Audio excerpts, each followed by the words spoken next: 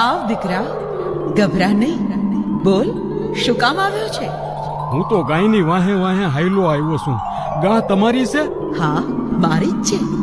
તું 12 વર્ષથી એને ચરાવશ એ પણ જાણું છું. બે હું ગરીબ માણસ, મને ઠાલી ઠાલી ગાય સરાવી પોહાય નહીં.